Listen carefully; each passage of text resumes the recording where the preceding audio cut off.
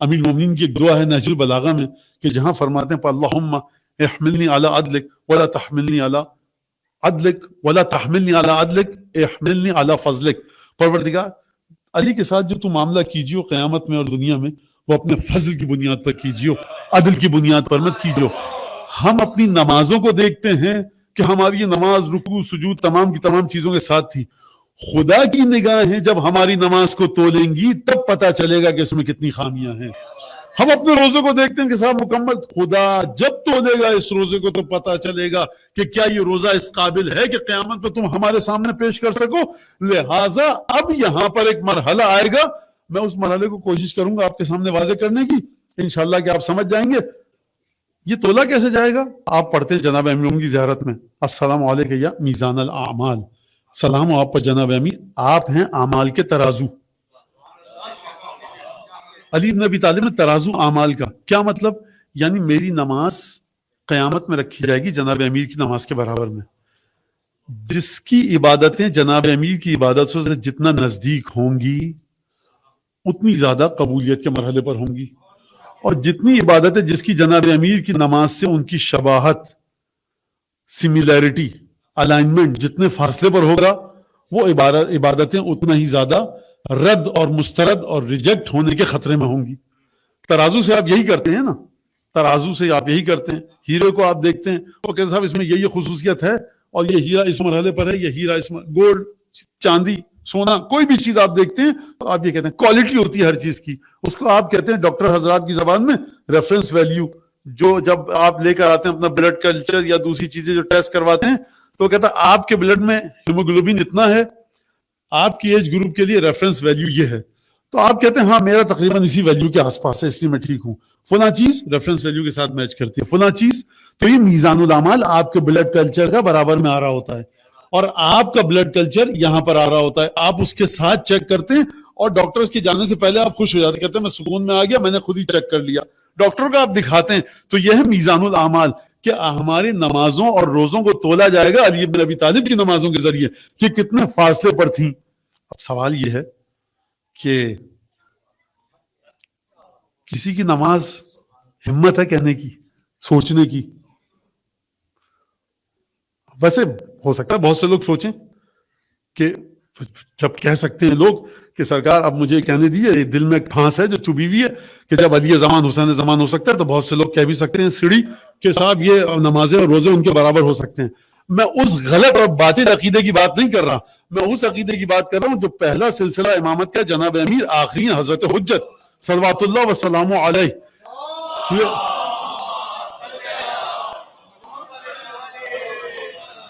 لہذا یہاں پر یہ بات آپ سمجھ لیجئے کہ کوئی شخص سوچ بھی نہیں سکتا اس مرحلے پر جانے کے لیے۔ تو یہ سوال کیا ہے مولانا؟ بہرحال آپ بتائیے عبادتیں کریں کہ نہ کریں؟ کیجئے۔ تو مولانا آپ نے خود کہا کہ علی بن ابی طالب کے برابر وہاں تک کوئی نہیں پہنچ سکتا۔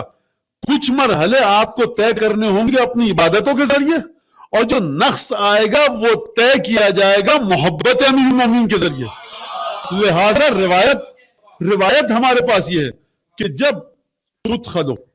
جب مومن کو قبر میں رکھا جائے گا، ست سؤر مع المومن فی قبرہ، 6 صورتیں نورانی مومن کی قبر میں آئیں گی، ایک پائتی کی طرف، ایک دائیں، ایک بائیں، ایک چہرے کی جانب اور ایک سر کی جانب معلق ہوگی، آویزاں ہوگی، ہینگنگ پوزیشن میں ہوگی۔ کیا تم کون ہو؟ کہ میں تمہاری نماز ہوں۔ تم کون ہو؟ میں زکوٰۃ ہوں۔ تم کون ہو؟ میں حج ہوں، میں روزہ ہوں۔ پھر اس کے سر کے اوپر جو صورت نورانی آویزاں ہوگی، یہ مومن پوچھے گا تم کون ہو؟ وہ کہے گی کہ میں انا الولا لآل محمد، میں آل محمد کی ولایت ہوں۔ دیکھو پریشان مت ہونا، ان عبادتوں میں سے جو بھی نقص ہوگا اسے میں پورا کروں گی۔ لہذا آپ کو قبر میں عبادتیں لے کر جانی ہیں، قبر میں عبادتیں لے کر جانی ہیں بھرپور کوشش کے ساتھ۔ حرام اور واجب پہ کوئی کمپرومائز نہیں ہو سکتا، حرام اور واجب پہ کوئی مصالحت نہیں ہو سکتی، جس طرح سے ولایت علی بن ابی طالب پر کوئی مصالحت نہیں ہو سکتی، جس طرح سے تولی اور تبرع پر کوئی مصالحت نہیں ہو سکتی، اسی طرح سے واجب اور حرام پر کوئی مصالحت نہیں ہو سکتی۔ لیکن یہ بات جو روایت در منصور میں علامہ سیوطی نے نقل کی کہ علی بن ابی طالب کھڑے ہو جائیں گے جنت و جہنم کے دہانے پر، اور جو گزرے گا پل صراط کے بعد آگ سے آتش جہنم سے مخاطب ہو کر کہیں گے کہ اسے دبوچ لے، یہ میرا دشمن ہے، اسے چھوڑ دے، یہ میرا چاہنے والا ہے. یعنی عبادتیں آپ کی آپ کو اس مقام تک لے کر جائیں گی، آپ کی عبادتیں آپ کو اس مقام تک لے کر جائیں گی کہ جہاں تک عبادتوں کو جانا ہے، لیکن تمام مراحل عبادتیں طے نہیں کریں گی. ان عبادتوں میں اگر شفاعت آل محمد شامل نہ ہو، یہ کسی کام کی نہیں رہیں گی. ربیہ ہیں رسول خدا کے خادم. رسول خدا نے فرمایا کہ تم نے 7 برس میری خدمت کی ہے، کوئی چیز مانگتے ہیں مجھ سے؟ کہا کہ یا رسول اللہ امہلنی حتی افکر، مہلت دیجئے سوچ کے آؤں. انسان کو عقل مند ہونا چاہیے. جب رسول خدا کہیں جو مانگنا ہے مانگو، تو انسان کو عقل مند ہونا چاہیے کہ سوچ کے مانگے کس سے مانگ رہا ہے.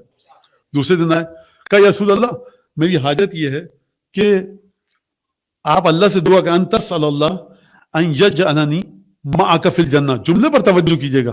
یا رسول اللہ آپ خدا سے دعا کیجئے کہ خدا مجھے آپ کے ساتھ جنت میں رکھے. یہ نہیں کہا کہ جنت میں آپ کے ساتھ رکھے، کہا آپ کے ساتھ جنت میں رکھے. یہ نہ کہیے مولا میں جنت میں آپ کے ساتھ رہوں، کہیے آپ کے ساتھ جنت میں رہوں. تقدم ہونا چاہیے حسین ابن علی کا، تقدم ہونا چاہیے جناب امیر کا کہ ان کے صدقے میں کیونکہ جنت ملے گی، لہٰذا پرائرٹی ان کے ساتھ ہو، مقدم ان کا ذکر ہو. تو جو بحار الانوار میں الفاظ ہیں اس روایت میں ان یجعلنی معک فی الجنہ، رسول خدا نے سنا، سر جھکا لیا، کہنے من علمک ھذا، تجھے سکھایا کس نے یہ؟ اس کا مطلب ہے کہ معمولی چیز نہیں ہے.